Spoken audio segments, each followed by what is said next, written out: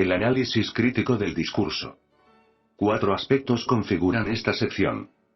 El análisis crítico del discurso, la semiología como mirada implicada, ideología y dominación simbólica y la semiótica figurativa de los discursos sociales. El análisis crítico del discurso.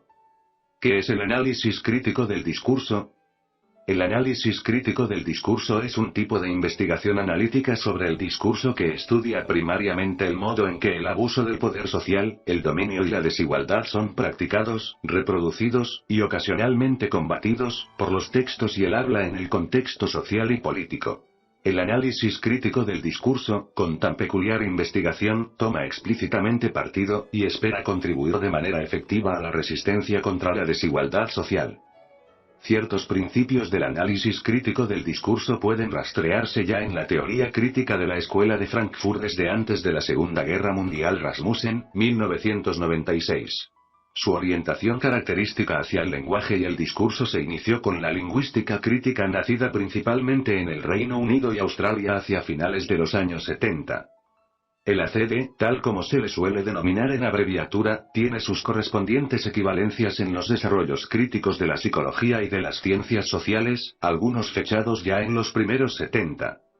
Al igual que sucede en esas disciplinas vecinas, el ACD puede entenderse como una reacción contra los paradigmas formales a menudo asociales o acóticos, dominantes en los años 60 y 70. El ACD no es tanto una dirección, escuela o especialidad similar a las numerosas aproximaciones restantes en los estudios del discurso como un intento de ofrecer una manera o perspectiva distintas de teorización, análisis y aplicación a través de dicho entero campo de investigación. Cabe encontrar una perspectiva más o menos crítica en áreas tan diversas como la pragmática, el análisis de la conversación, el análisis narrativo, la retórica, la estilística, la sociolingüística interaccional, la etnografía o el análisis de los media, entre otras. Los analistas del discurso y la sociedad. Crucial para los analistas críticos del discurso es la conciencia explícita de su papel en la sociedad. Prolongando una tradición que rechaza la posibilidad de una ciencia libre de valores, aquellos argumentan que la ciencia, y especialmente el discurso académico, son inherentemente partes de la estructura social, por la que están influidos, y que se producen en la interacción social. En lugar de denegar o de ignorar las relaciones entre el trabajo académico y la sociedad, los analistas críticos proponen que tales relaciones sean estudiadas y tomadas en consideración, y que las prácticas académicas se basen en dichas observaciones. La elaboración de teoría, la descripción y la explicación, también en el análisis del discurso, están situadas sociopolíticamente, tanto si nos gusta como si no. La reflexión sobre su papel en la sociedad y en la vida política se convierte así en constituyente esencial de la empresa analítica del discurso. Como todos los investigadores, los analistas críticos del discurso deberían ante todo ser críticos de sí mismos y de los demás en su propia disciplina y profesión. La crítica a la que se refiere el adjetivo crítico en el ACD va sin embargo más allá de las conocidas vigilancia y autocrítica profesionales. Los investigadores críticos no se contentan con ser conscientes de la implicación social de su actividad como cualquier sociólogo de la ciencia lo sería, sino que asumen posiciones explícitas en los asuntos y combates sociales y políticos. Y lo hacen no solo como ciudadanos, sino también en tanto que, precisamente, investigadores. Aspiran a producir conocimiento y opiniones, y a comprometerse en prácticas profesionales que puedan ser útiles en general dentro de procesos de cambio político y social, y que apoyen en particular a la resistencia contra el dominio social y la desigualdad. Lo cual significa que los investigadores críticos con frecuencia estarán al lado de los distintos grupos y gentes socialmente dominados en el mundo, por los que preferirán trabajar y con quienes se declararán solidarios. El abuso de poder de los grupos e instituciones dominantes puede en tal caso ser críticamente analizado desde una perspectiva que es coherente con la de los grupos dominados. El ACD es así una investigación que intenta contribuir a dotar de poder a quienes carecen de él, con el FM de ampliar el marco de la justicia y de la igualdad sociales. Análisis del discurso críticos versus análisis del discurso acríticos. A pesar de tan elevados propósitos, el ACD solo puede realizar sus objetivos si es, ante todo, buen análisis del discurso. En las disciplinas más avanzadas, y especialmente en los paradigmas más abstractos y formales, con frecuencia se descalifica y se marginaliza a la investigación crítica tachándola de política, y por tanto de acientífica. El ACD rechaza tal evaluación. Subraya primero que toda investigación es política en sentido lato, incluso si no toma partido en asuntos y problemas sociales. Se esfuerza después, como lo hacen otros grupos marginales, por ser mejor que el análisis ordinario del discurso. Sus prácticas sociales y políticas no deberían contribuir solamente al cambio social en general, sino también a avances teóricos y analíticos dentro de su propio campo. Hay diversas razones por las cuales el ACD puede superar a otras aproximaciones acríticas en el estudio del discurso. Ante todo, el ACD no se ocupa exclusivamente de teorías y paradigmas, de modas pasajeras dentro de la disciplina, sino más bien de problemas sociales y de asuntos políticos. Ello garantiza el permanente interés que siente por sus cimientos empíricos y prácticos, que son un necesario sistema de control, y que constituyen también un desafío para la teoría. Las malas teorías, simplemente, no funcionan a la hora de explicar y solucionar los problemas sociales, ni ayudan al ejercicio de la crítica y de la resistencia.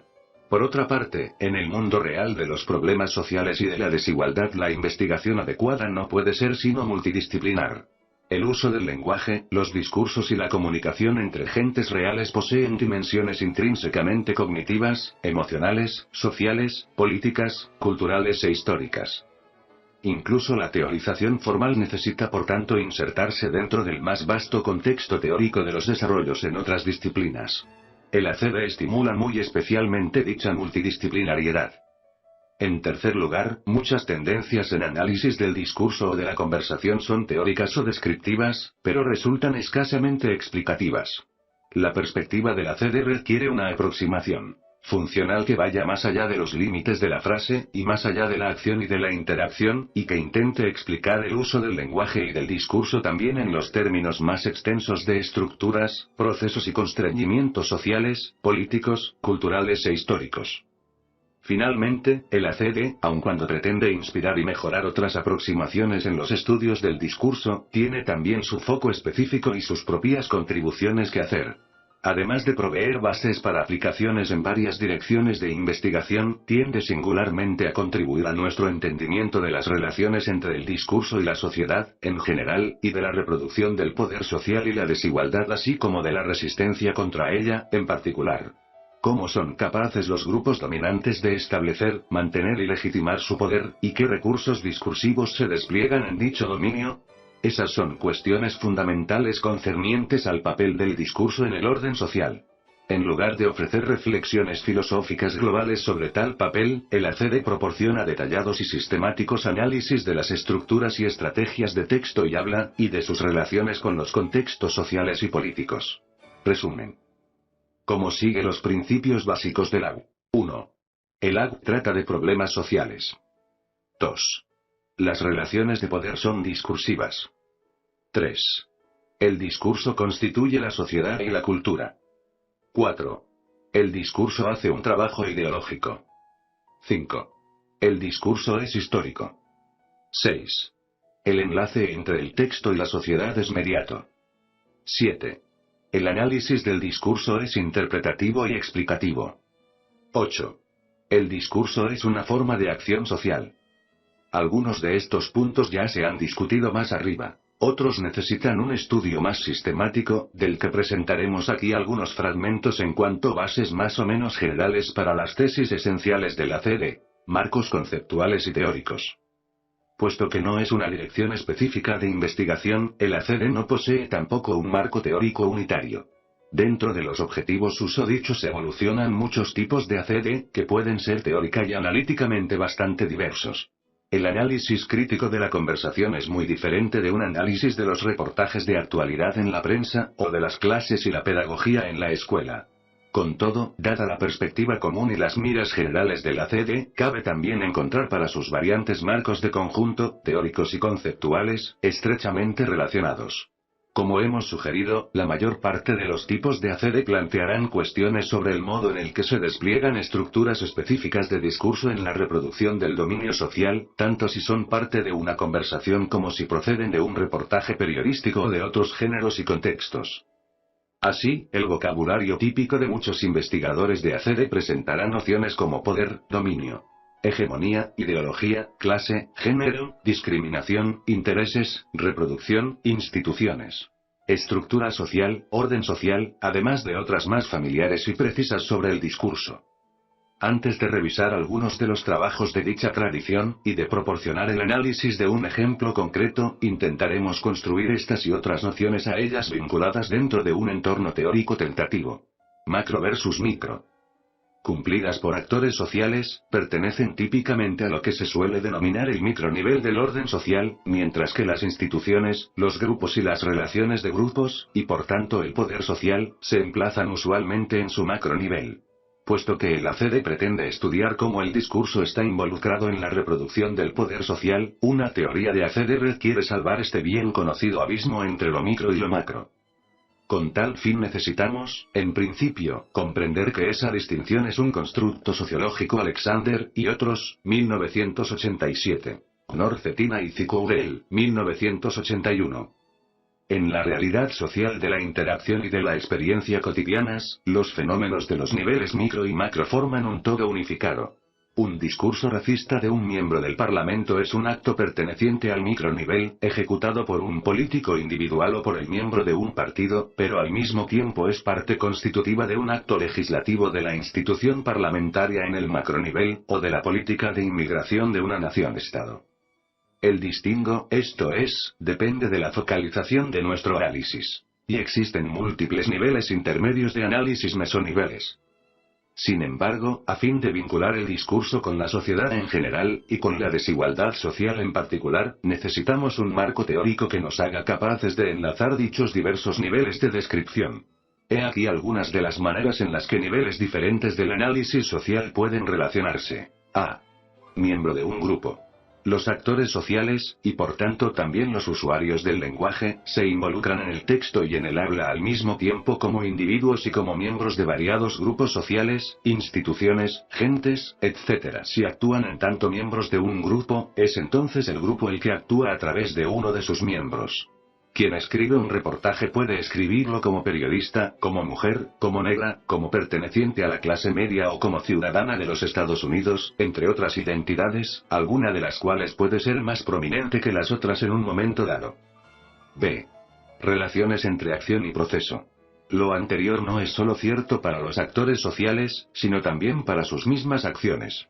Escribir un reportaje es un acto constitutivo de la producción de un periódico o de un noticiario de televisión por parte del colectivo de periodistas de un periódico o de una cadena de televisión. En un plano más elevado, dichas acciones colectivas son a su vez constituyentes de las actividades y procesos de los media en la sociedad, p. en la provisión de informaciones o de entretenimientos, o incluso en la reproducción de la desigualdad, o en su crítica.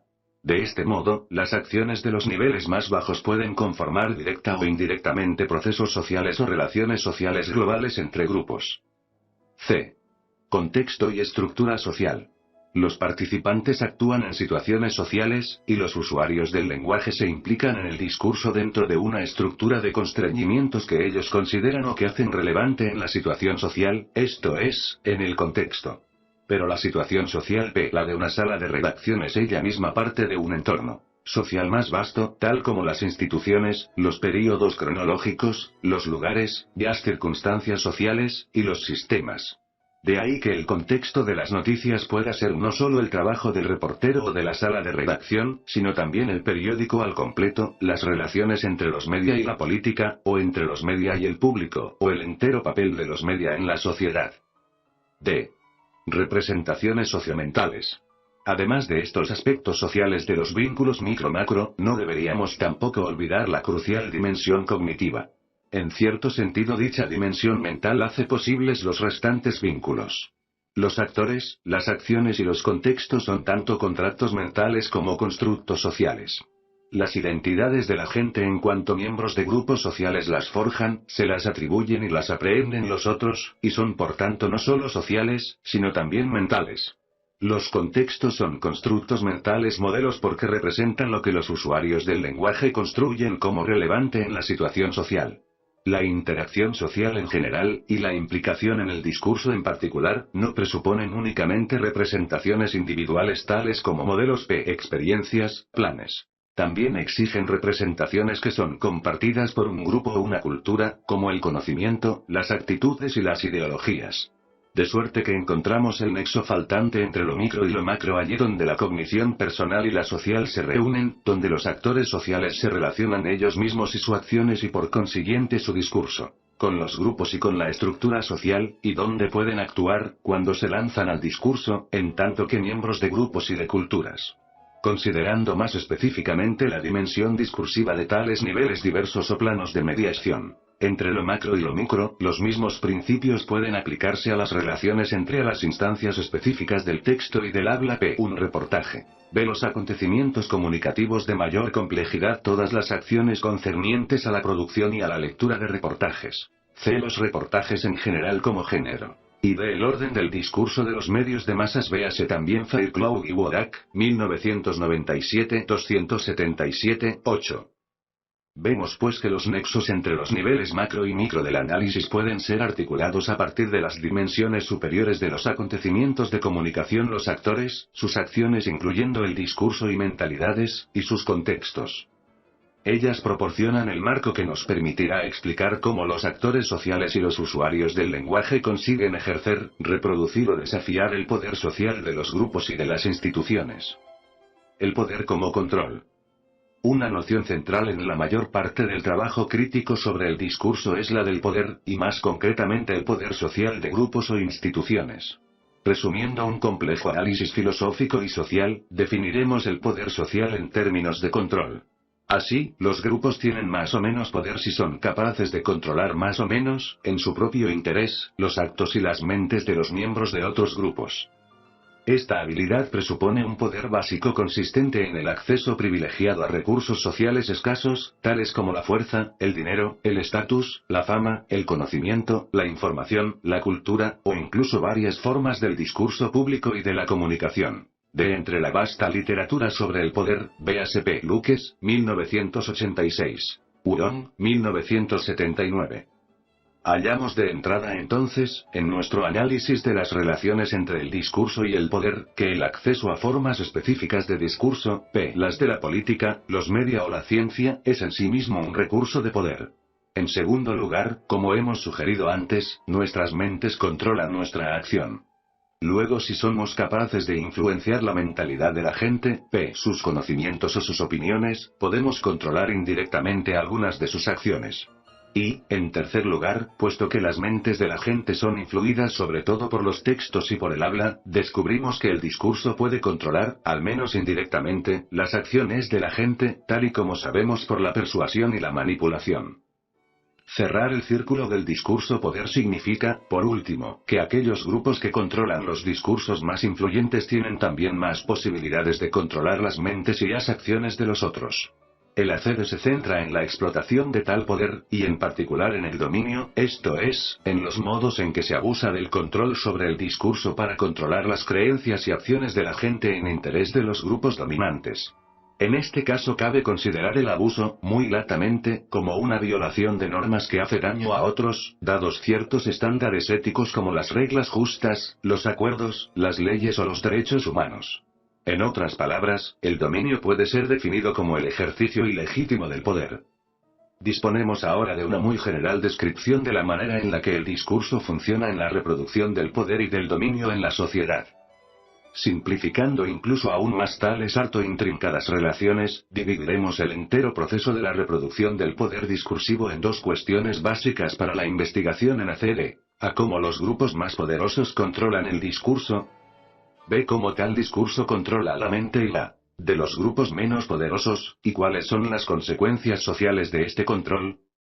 La primera pregunta requiere especialmente investigación interdisciplinar en los límites entre los estudios del discurso, la sociología y la ciencia política, y la segunda involucrará sin duda a la psicología cognitiva y social.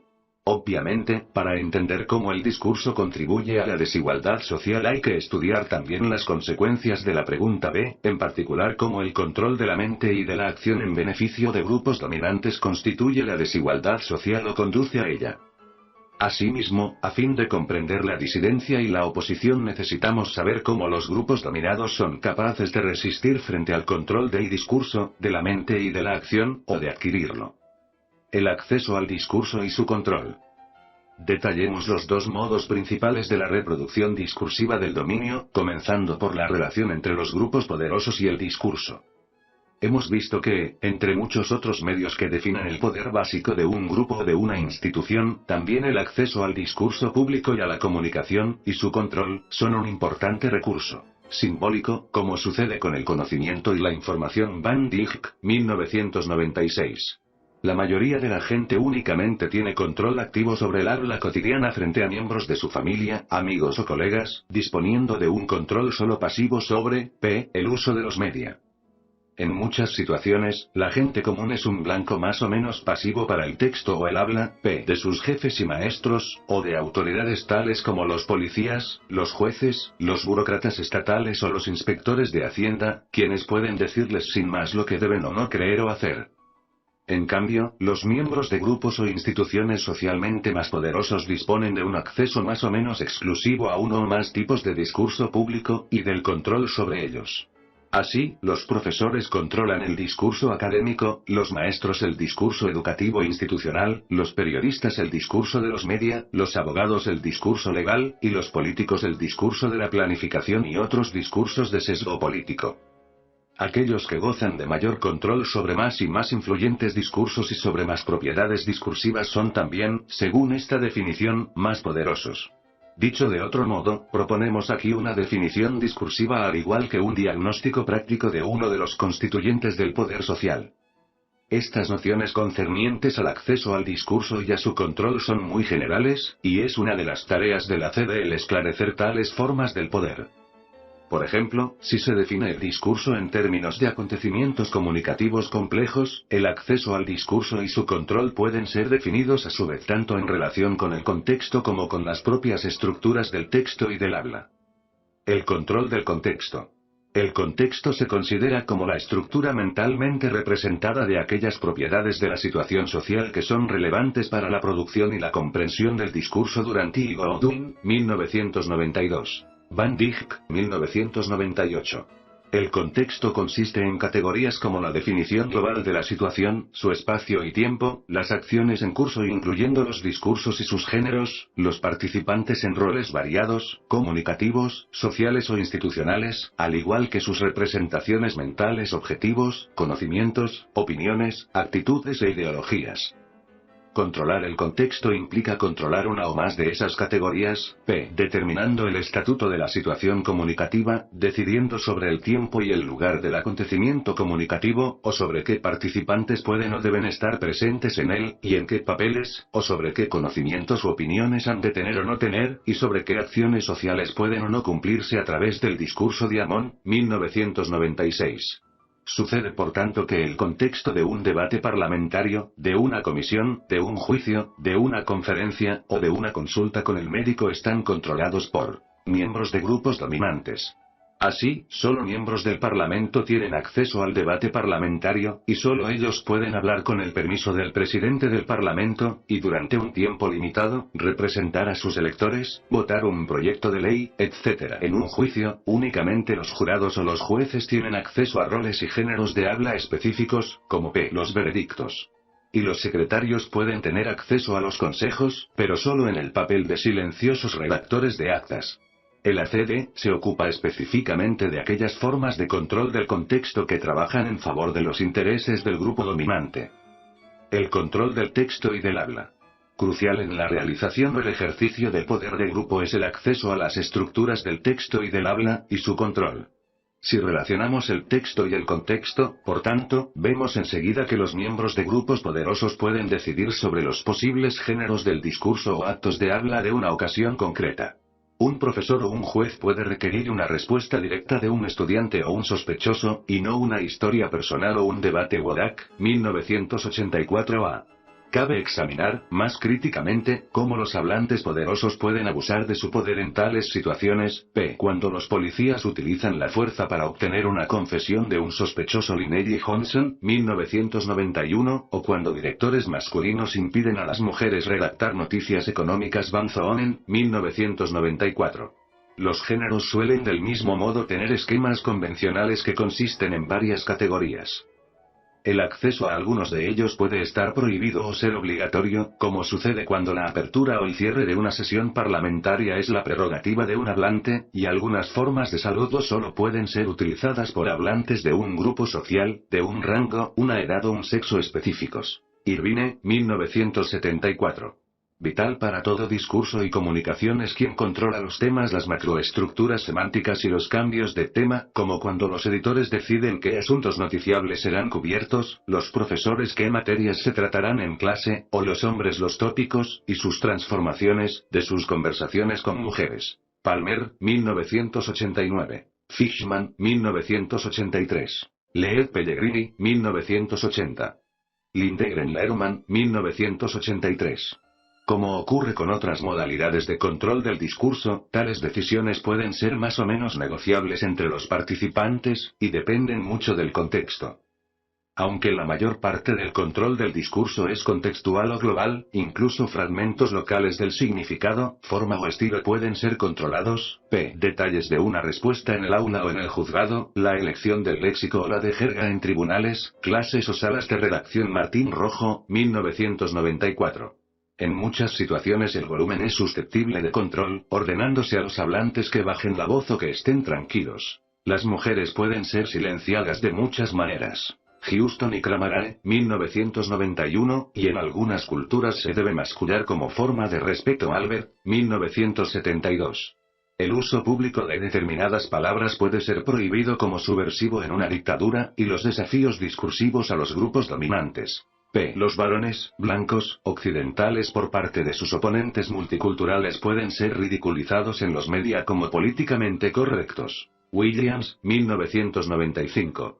Y finalmente, las dimensiones de acción e interacción del discurso pueden controlarse prescribiendo o proscribiendo actos de habla específicos, distribuyendo o interrumpiendo selectivamente los turnos de habla, etc. Véase también Diamond, 1996. Lo que puede concluirse del análisis en numerosos estudios críticos de todos estos niveles es la preeminencia de una estrategia global de autopresentación positiva por parte del grupo dominante, y de heteropresentación negativa de los grupos dominados. Van Dijk, 1993 a 1998 b. La polarización del nosotros y del ellos que caracteriza las representaciones sociales compartidas y sus ideologías subyacentes se expresa y se reproduce entonces en todos los planos del texto y del habla, en temas contrastados, en significados locales, en metáforas e hipérboles, y en las formulaciones variables de los esquemas textuales, en formas sintácticas, en la lexicalización, las estructuras profundas y las imágenes. En suma, virtualmente todos los niveles de la estructura del texto y del habla pueden en principio ser más o menos controlados por hablantes poderosos, y puede abusarse de dicho poder en detrimento de otros participantes. Debería subrayarse, sin embargo, que el habla y el texto no asumen o envuelven directamente en todas las ocasiones la totalidad de las relaciones de poder entre grupos. El contexto siempre puede interferir, reforzar, o por el contrario transformar, tales relaciones. Es obvio que no todos los hombres dominan siempre todas las conversaciones. Tannen, 1994 a, ni todos los blancos o todos los profesores, etc. El control del texto y del contexto es el primer tipo de poder asentado en el discurso. Examinemos ahora el segundo tipo, el control de la mente. El control de la mente. Si controlar el discurso es una primera forma de poder mayor, controlar las mentes de la gente es el otro medio fundamental para reproducir el dominio y la hegemonía. Nótese no obstante que control de la mente es poco más que una cómoda apelación. La psicología cognitiva y las investigaciones sobre la comunicación de masas han mostrado que influenciar la mente no es un proceso tan directo como las ideas simplificadoras sobre el control a veces sugieren. Britton y Graeser, 1996. Glaser y Salmón, 1995. Clapper, 1960. Van Dijk y Kinsch, 1983. Los receptores pueden ser bastante autónomos y variables en su interpretación y uso del texto y del habla, que son también una función de la clase, del género o de la cultura. Lieves y Katz, 1990. Pero aunque los receptores raramente aceptarán de modo pasivo las opiniones recibidas o los discursos específicos, no deberíamos olvidar, por otro lado, que la mayor parte de nuestras creencias sobre el mundo las adquirimos a través del discurso. En un marco de CD, por lo tanto, el control de la mente implica más que la simple adquisición de creencias sobre el mundo por medio del discurso y de la comunicación. Los elementos del poder y del dominio, en este caso, entran en la descripción de varias maneras. A menos que sean inconsistentes con sus creencias y experiencias personales, los receptores tienden a aceptar las creencias, conocimientos y opiniones transmitidas por el discurso de las fuentes que consideran autorizadas, fidedignas o creíbles, tales como los académicos, los expertos, los profesionales o los media de confianza. Nesler y otros, 1993. En este sentido, el discurso poderoso se define contextualmente, en términos del poder manifiesto de sus autores. Por las mismas razones, las minorías y las mujeres pueden con frecuencia ser percibidos como menos creíbles. B. En algunas ocasiones, los participantes están obligados a ser receptores del discurso, en la educación y en muchas situaciones laborales. Las lecciones, los materiales de aprendizaje, las instrucciones de trabajo, y otros tipos de discurso necesitan en tal caso ser atendidos, interpretados y aprendidos como lo pretenden sus autores organizativos o institucionales. Giroux, 1981. C. En muchos casos no existen otros discursos o media que provean informaciones de las cuales quepa derivar creencias alternativas. Downing, 1984. D. En directa relación con los puntos previos. Los receptores pueden no poseer el conocimiento y las creencias necesarias para desafiar los discursos o la información a que están expuestos. Wodak, 1987. Estos 4 puntos sugieren que el control discursivo de la mente es una forma de poder y de dominio si tal control se realiza en interés de los poderosos, y si los receptores no tienen alternativas, otras fuentes habladas o escritas, otros discursos, ni otra opción que escuchar o leer, ni otras creencias para evaluar tales discursos. Si por libertad se entiende la oportunidad de pensar y de hacer lo que uno quiere, entonces tal falta de alternativas es una limitación de la libertad de los receptores. Y limitar la libertad de otros, especialmente en el propio interés, resulta ser una de las definiciones del poder y del dominio.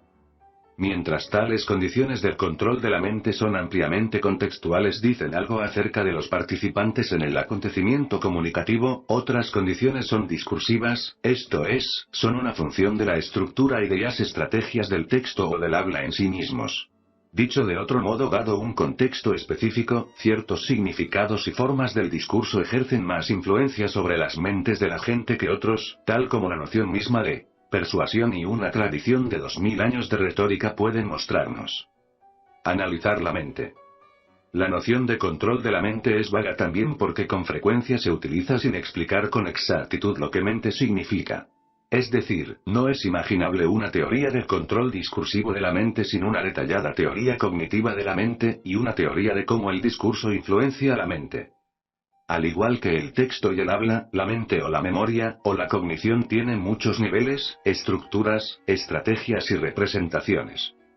No es este el lugar para presentar una teoría de la mente, de modo que nos contentaremos con introducir unas pocas nociones capitales en una teoría crítica del control discursivo de la mente. Para más detalles sobre la teoría cognitiva y el papel del discurso en la cognición y en el cambio del modo propio de pensar, véase P. Graeser y Bauer, 1990. Van Dijk-Kinsch, 1983. Van Ostendorp y Zweig, 1994. Weaver, Manes y Fletcher, 1995. Una distinción útil es la que suele establecerse entre la memoria episódica y la semántica, que denominaremos respectivamente memoria personal subjetiva y social intersubjetiva. La memoria personal Tullwin, 1983, consiste en la totalidad de nuestras creencias personales, conocimiento y opiniones. Es ampliamente autobiográfica y ha sido acumulada durante nuestra vida a través de nuestras experiencias, incluyendo los acontecimientos comunicativos en los que hemos participado. Además de conocimiento personal sobre nosotros mismos, sobre otras gentes, objetos o lugares, la memoria personal también presenta creencias sobre hechos específicos en los que hemos participado o sobre los que hemos leído, incluyendo las opiniones personales que tenemos sobre ellos. Estas representaciones memorísticas subjetivas de acontecimientos específicos se denominan modelos mentales. Johnson Laird, 1983. Van Dijk-Kinsch, 1983. Así, si leemos o miramos las noticias, construimos o ponemos al día modelos personales sobre los sucesos. Entender o interpretar un texto es reconstruir tales modelos. Del mismo modo, también construimos un modelo de la propia situación comunicativa, de la lectura de un periódico, que incluye conocimiento y saberes sobre el periódico o sobre un concreto periodista o escritor. Es este modelo mental lo que hemos definido como el contexto, la construcción subjetiva de las propiedades de la situación social que son relevantes para el discurso en marcha. Por ejemplo, la credibilidad que concedemos a los expertos, como se ha discutido más arriba, es una de las propiedades de dicho contexto. Van Dijk, 1998. Puesto que los contextos, los modelos contextuales, influencian el modo en el que entendemos los discursos y los acontecimientos representados, también influencian nuestros modelos de acontecimientos. Luego hemos definido ya un modo de control discursivo de la mente: influenciar los modelos de contexto y los modelos de acontecimiento construidos por receptores en un acontecimiento comunicativo. Desde una perspectiva más crítica, tal control de modelos involucra la construcción de modelos preferenciales. Es decir, modelos escogidos por quienes hablan o escriben, que son consistentes con sus intereses y con su interpretación de los acontecimientos. La memoria social, tradicionalmente llamada memoria semántica, consiste en las creencias que poseemos en común con otros miembros del mismo grupo o cultura, y que en ocasiones se denominan representaciones sociales. Farri Moscovici, 1984. Porque tales creencias sociales se comparten con otros, son presupuestas habitualmente en el discurso, o enseñadas por el discurso pedagógico. Unas cuantas distinciones son útiles aquí. Como sucede con la memoria personal, también las creencias sociales pueden ser de tipo más específico o más general y abstracto. Así, la gente puede compartir conocimientos sobre hechos históricos concretos, como guerras, sobre la base de lo que aprenden en los libros de texto o de los medios de masas. La Segunda Guerra Mundial o el Holocausto pueden ser objeto de alusiones en los medios sin mayor explicación sobre lo que fueron estos hechos capitales de la historia. Pero gran parte de nuestro conocimiento socialmente compartido es general y abstracto, el que poseemos sobre las guerras y el genocidio en general. Lo mismo vale para nuestro conocimiento sociocultural relativo a muchas otras cosas de nuestro grupo o cultura, ahí a gente y los objetos, a la organización de la sociedad. Wilkes, 1997. Por otra parte, cabe distinguir entre el conocimiento social y las opiniones sociales, tal y como lo hacen los propios sujetos sociales, aunque el distingo entre dichas creencias pueda ser impreciso. El conocimiento social lo componen aquellas creencias que los miembros de un grupo o cultura consideran verdaderas, de acuerdo con los criterios de verdad históricamente cambiantes. Tales creencias se presuponen habitualmente en el discurso y no necesitan ser afirmadas.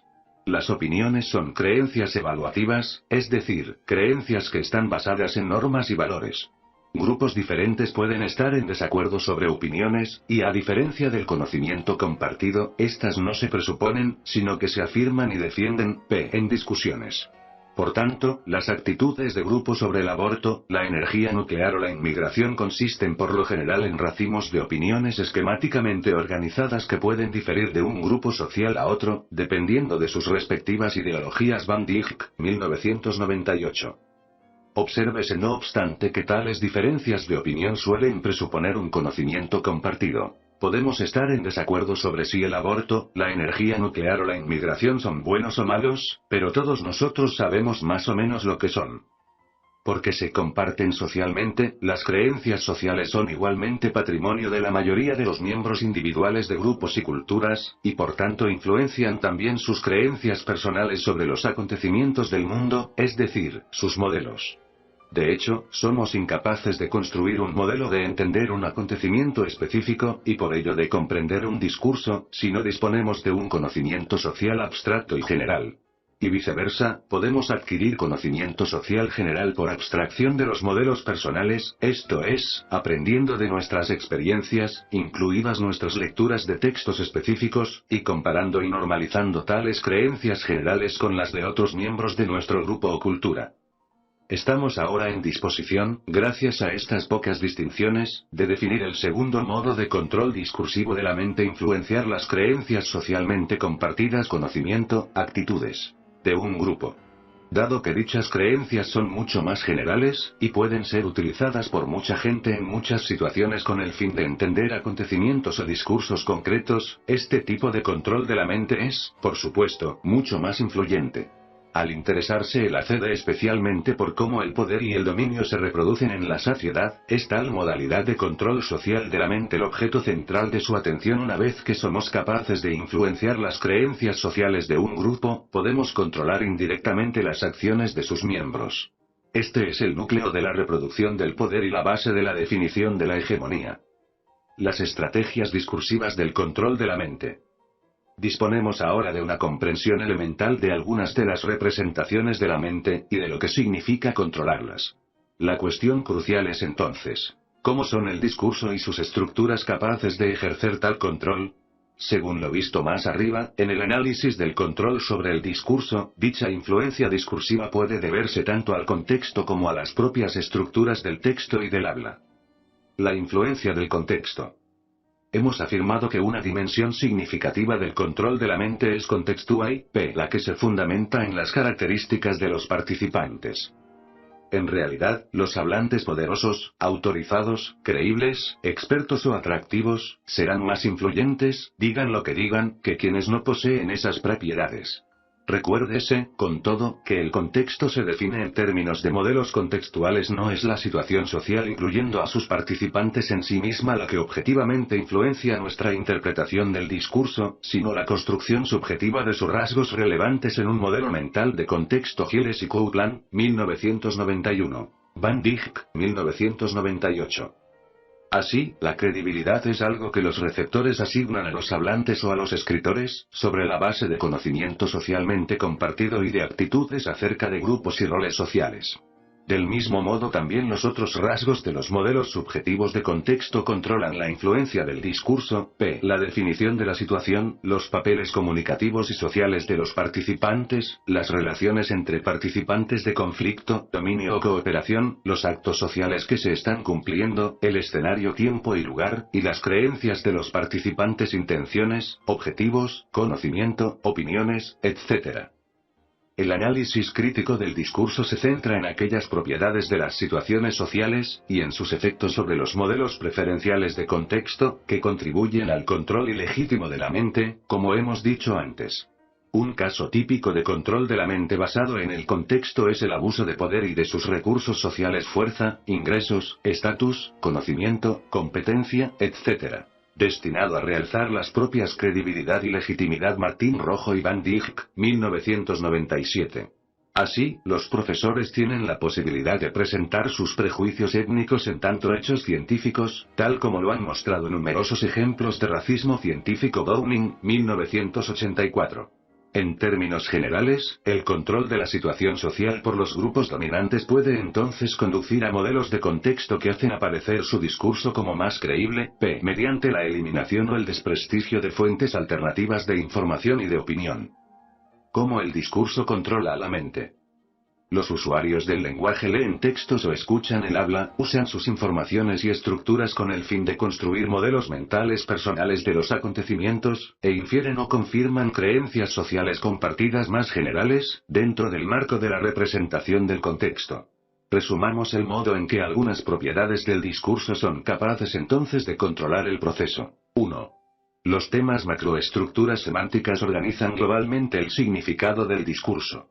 Puesto que tales temas con frecuencia representan la información más importante, pueden influenciar la organización de un modelo. Las proposiciones relevantes serán colocadas en una posición más alta, en la jerarquía del modelo, que las proposiciones menos importantes.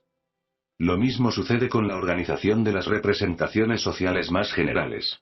Así, si los refugiados son caracterizados en el discurso político o en un editorial de periódico en términos esencialmente socioeconómicos, y por tanto como impostores, como gente que solo viene aquí para vivir a costa de nuestro bienestar, entonces una opinión genérica como esa puede también definir la representación social, el esquema de grupo que la gente construye o confirma sobre ellos. Van Dijk, 1991.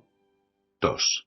Los esquemas discursivos superestructuras, esquemas textuales organizan primariamente las categorías convencionales que definen la entera forma canónica de un discurso, y por tanto parecen menos relevantes para la construcción de modelos.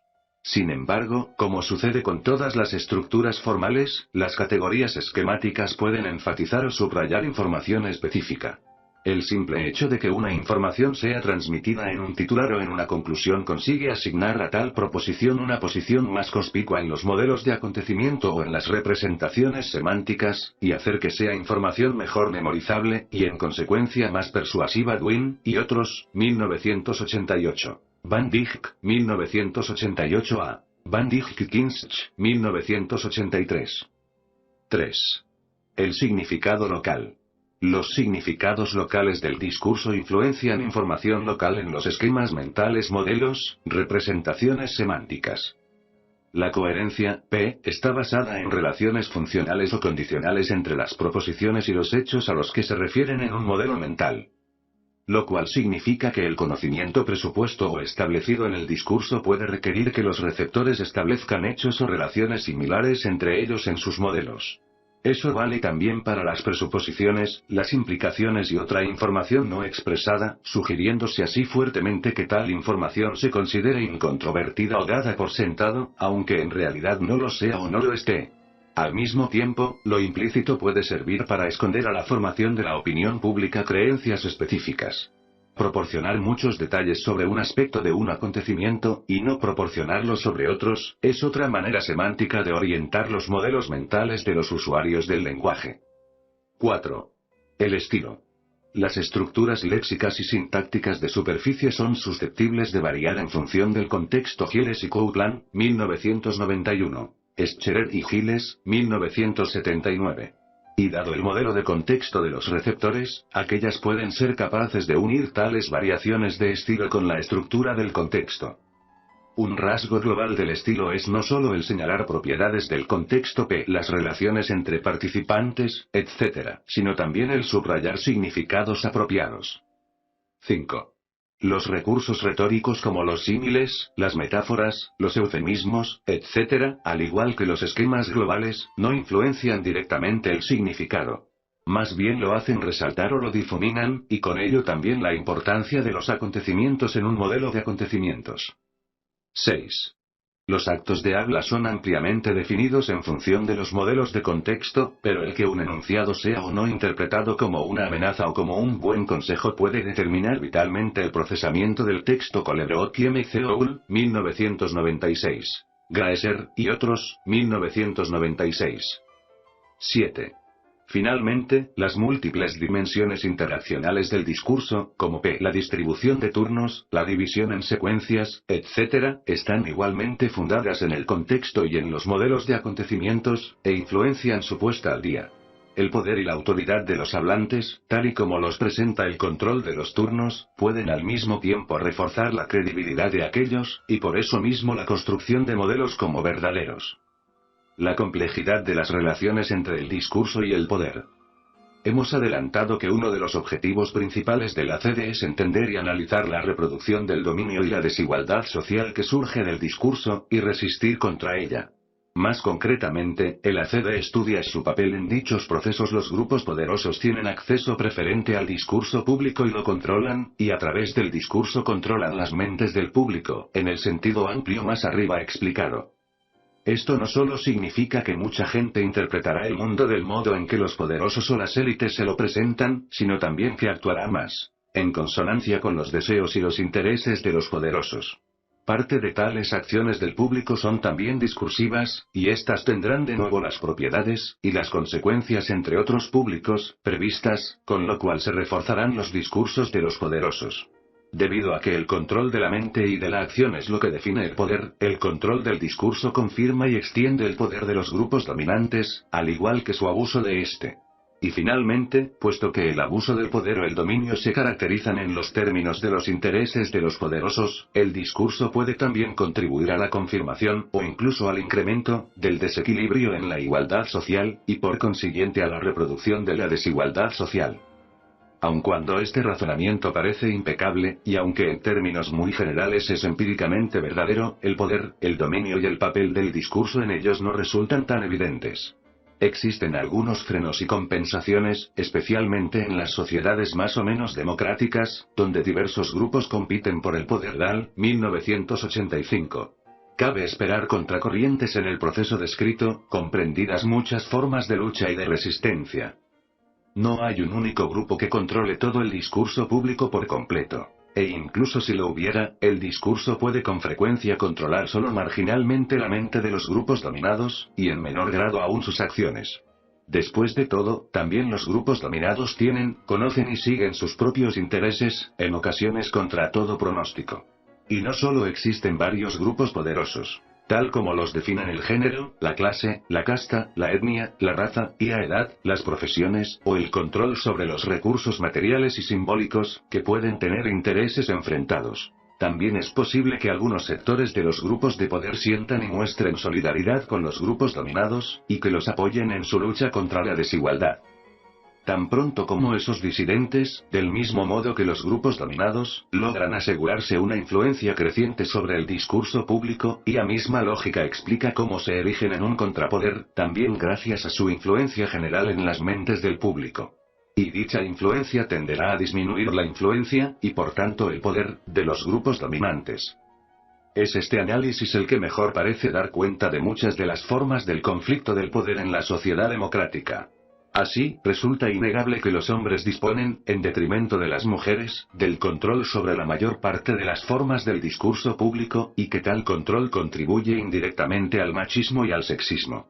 Sin embargo, las pasadas décadas han visto un significativo incremento en el acceso de las mujeres al discurso público y a las mentes de otras mujeres, lo mismo que a las de los hombres. De ahí el aumento de su poder, y una disminución de la desigualdad entre los sexos. Idéntico proceso había tenido lugar antes respecto de la clase trabajadora, en paralelo con el de los grupos de etnias minoritarias, de los homosexuales, y de otros grupos dominados o marginados en la sociedad. Véase Page, 1992. Es por tanto una necesidad imperativa que el ACD estudie la compleja interacción de los grupos dominantes, disidentes y opositores y sus discursos dentro de la sociedad, con el fin de esclarecer las variantes contemporáneas de la desigualdad social. El discurso y la reproducción del racismo. Podemos examinar, a título de ejemplo de las relaciones entre el discurso y el dominio, el papel del texto y del habla en la reproducción, hoy día, del racismo y de la desigualdad étnica o racial en la mayor parte de los países occidentales o dominados por los europeos. Debida mayormente a la inmigración laboral y poscolonial en Europa, y a la esclavitud y a la inmigración en Norteamérica, la presencia de varios grupos de minorías ha ido incrementándose con regularidad. Castles y Miller, 1993. Virtualmente en todos los casos, y según casi todos los indicadores sociales, tales grupos viven en una situación de agudo contraste con la de la población autóctona de Europa Occidental y de Norteamérica. Esta situación se debe en parte y sin duda a su estatuto de recién llegados o de forasteros que, al menos durante una generación o dos, tendrán que abrirse un camino en sus nuevas tierras de adopción. Su desigualdad, no obstante, está también asentada en un más o menos sutil sistema de racismo, que agrava la desigualdad social y la redefine como desigualdad étnica. Es posible analizar dicho racismo en dos niveles. El primero es el de las estructuras, acciones y arreglos cotidianos caracterizados en términos del tratamiento discriminatorio de los otros por la población original. El segundo nivel concierne a las representaciones mentales compartidas por amplias capas de la población dominante, tales como creencias erróneas, estereotipos, prejuicios e ideologías racistas y etnocéntricas y eurocéntricas. Es este nivel simbólico socialmente compartido el que sustenta el primero. Las acciones discriminatorias están, intencionalmente o no, basadas en representaciones negativas de los otros y de su posición en la sociedad. Entre los numerosos estudios del racismo, hechos desde distintas perspectivas, véase P. Barker, 1981. Dovidio y Gardner, 1986. Esed, 1991. Katz y Taylor, 1988. Miles, 1989. Solomos y Wrench, 1993. Weidman, 1993. La cuestión aquí es que esas representaciones negativas son básicamente, si bien no únicamente, adquiridas y reproducidas a través del habla y del texto de y entre el grupo dominante blanco, occidental, europeo. Una de las tareas mayores de la CD consiste en examinar cómo sucede exactamente tal cosa, esto es, cómo el discurso de la mayoría contribuye a las creencias etnocéntrica y racista, y las reproduce, entre los miembros del grupo dominante. Siguiendo el marco teórico arriba expuesto, resumiremos algunos de los resultados de nuestros trabajos anteriores sobre las relaciones entre el discurso y la reproducción del dominio étnico o racial.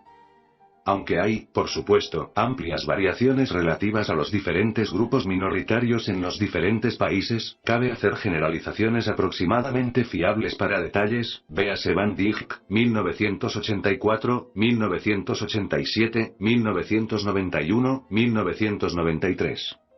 1. Las formas del discurso público que dominan en la mayor parte de las sociedades occidentales son las de la política, los media, la enseñanza, los negocios, los juzgados, las profesiones y la Iglesia. Denominaremos a estos los discursos de las élites. Como hemos visto antes, la gente ordinaria solo tiene un acceso marginal y esencialmente pasivo a ellos, acceso sobre todo en cuanto ciudadanos al discurso político, audiencias para los medios, consumidores o empleados en los negocios corporativos, sujetos en la enseñanza, clientes de las profesiones, víctimas o sospechosos en el juzgado, o creyentes en la Iglesia. 2. La minoría es los aborígenes, inmigrantes del sur, refugiados, descendientes de esclavos, etc. Solo disponen de un acceso reducidísimo a tales formas del discurso público de élite. Excepto en los USA, las minorías cuentan con muy pocos políticos importantes, no controlan ningún medio, ni ningún negocio mayor. Pocos de sus miembros son periodistas, académicos o jueces prestigiosos, y están escasamente representadas en las profesiones liberales. A los cruciales campos simbólicos de la política, de los media, de la educación y de la ciencia, que forman el núcleo de la gestión por la élite de la mentalidad social, las minorías poseen reducido acceso, y virtualmente ningún control sobre ellos. 3. Así, en los media las rutinas de la elaboración de noticias caracterizan a los grupos minoritarios como de menores importancia y credibilidad. Se los ve poco noticiables, salvo si son percibidos como causas de problemas o como responsables de crímenes, violencias o desviaciones. Se los invita, entrevista y cita menos, incluso en las noticias sobre ellos mismos. La prensa descuida sus organizaciones si existen, tiende a desplazarlas hacia las páginas de la basura en lugar de ponerlas en las primeras, y sus conferencias de prensa si se dan son ignoradas por la corriente principal de los periodistas blancos. 4. Las minorías no solo gozan de menor acceso a los discursos de élite en tanto actores o expertos, sino que también son discriminadas cuando intentan entrar en instituciones de élite, cuando intentan encontrar un trabajo. Y si entran o lo encuentran, tienen dificultades para obtener promoción. Es decir, también desde el interior son incapaces de cambiar las rutinas, actitudes y criterios dominantes blancos, de clase media, occidentales. 5. También a causa del limitado acceso de los grupos minoritarios al discurso de élite en general, y al de los media en particular, tal discurso puede ser más o menos tendencioso, etno o eurocéntrico, estereotipado, cargado de prejuicios o racista. Es decir, las creencias étnicas prevalecientes entre el grupo dominante influencian sus modelos mentales de las relaciones y de los acontecimientos étnicos. De acuerdo con nuestra teoría, ello puede producir discursos similarmente tendenciosos en todos los niveles de las estructuras y estrategias del texto y el habla. Selección de temas estereotipados: crimen, desviación, drogas, problemas, dificultades culturales, etc. Historias negativas, citas parciales, estilo léxico, titulares sesgados, etc. 6. Dado que la población blanca dispone en general de poca información alternativa sobre grupos minoritarios, y no tiene interés en practicar la originalidad de pensamiento, propende a adoptar, y posiblemente a adaptar, el discurso de la élite dominante blanca. Se ha mostrado que ello conduce a resentimientos crecientes, a prejuicios y a racismo entre los usuarios de los media, que con frecuencia se manifiestan abiertamente en actos de discriminación, y en el racismo cotidiano. 8. Un análisis similar es aplicable al acceso y al control sobre el discurso político, el discurso educativo, el discurso académico, el discurso corporativo, etc. A pesar de la competencia ocasional entre grupos de élite, no existe virtualmente conflicto entre ellos en lo que concierne a las minorías y a su representación. Por lo tanto, los discursos políticos o académicos sesgados pueden adoptarse con facilidad, reforzándose así el retrato negativo de las minorías en los media, los cuales a su vez confirman o influencian otros discursos de élite. De este modo se establece una relación general entre el poder de la mayoría y sus discursos en la reproducción del status quo étnico. Los estereotipos y los prejuicios étnicos, dirigidos por ideologías subyacentes, etnocéntricas o nacionalistas, se expresan entonces, y se reproducen, en los discursos de élite y en sus versiones populares, dentro del grupo dominante en sentido amplio. Y tales representaciones sociales a su vez constituyen la base de la acción y de la interacción social, contribuyendo entonces a la reproducción de la discriminación y del racismo cotidianos. Existe, por supuesto, oposición a ello, tanto por parte de los mismos grupos minoritarios como también de fracciones disidentes del grupo dominante. Sin embargo, el discurso de oposición, y en especial sus versiones radicales, tiende a ser marginalizado, y solo posee un acceso activo muy limitado a los media, y por tanto a la mentalidad pública. Lo mismo vale para el discurso y las desigualdades de clase, género, orientación sexual, regiones del mundo, etc. Es decir, además de la desigualdad de acceso y de control sobre los recursos materiales, los grupos dominantes también tienen acceso y control privilegiados sobre los recursos simbólicos, tales como el conocimiento, la especialización, la cultura, el estatus y, sobre todo, el discurso público.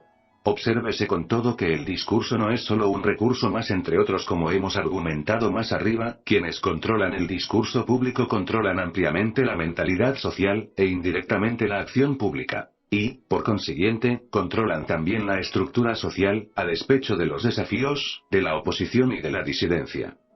He aquí, para concluir, una sucinta enumeración de los principales campos de investigación en el ACD: el discurso del poder, el discurso político, los discursos de los media, los estudios feministas, el análisis del etnocentrismo, del antisemitismo, del nacionalismo y del racismo. Otros campos adyacentes: las relaciones de poder entre doctores y pacientes, entre implicados en la institución jurídica, en las instituciones educativas y en sus textos oficiales, en el mundo de los negocios y de las corporaciones, etc. Evaluación. Tomado en sentido amplio, el ACD ha producido una gran cantidad de obras. Muchos de los estudios sociales y políticos sobre el lenguaje, su uso o el discurso también tratan cuestiones concernientes al poder y a la desigualdad. Así sucede explícitamente con la mayoría de los trabajos feministas sobre el lenguaje y el discurso, al igual que con los análisis del racismo y del antisemitismo. Las investigaciones de géneros o de dominios sociales enteros del discurso, como el discurso de los media, son más o menos descriptivas o más o menos críticas dependiendo de los géneros que se consideren. Numerosos estudios del discurso en los medios, en la política y en la educación tienden a ser críticos, mientras que no ocurre lo mismo en el caso del habla médica o de la comunicación corporativa, por ejemplo. Aunque las nociones cruciales del poder, el dominio y la desigualdad se usan a menudo, la mayor parte de las perspectivas lingüísticas sobre el discurso rara vez analizan esas nociones con mucho detalle, descuido que perjudica también a la indagación sistemática del contexto social en general. A causa del papel preponderante de la gramática en la lingüística, muchos estudios tempranos se limitaron al análisis del uso de las palabras, de la sintaxis, y de aspectos de la semántica y la pragmática del enunciado. Solo en un momento posterior también otras estructuras conversacionales y textuales recibieron atención, una vez que la tarea crítica se hubo desplazado explícitamente hacia una perspectiva discursiva. Debido precisamente a que el paradigma crítico se centra en los lazos entre el lenguaje, el discurso y el poder, las dimensiones sociales y políticas han recibido en él una atención casi exclusiva. Sin embargo, el nexo cognitivo entre las estructuras del discurso y las estructuras del contexto social pocas veces se hace explícito, y usualmente aparece solo bajo forma de nociones sobre el conocimiento y la ideología. Van Dijk, 1998. Así pues, a pesar de un largo número de estudios empíricos sobre el discurso y el poder, los detalles de la teoría multidisciplinar de la ACD que debieran relacionar el discurso y la acción con la cognición y la sociedad están todavía en la agenda.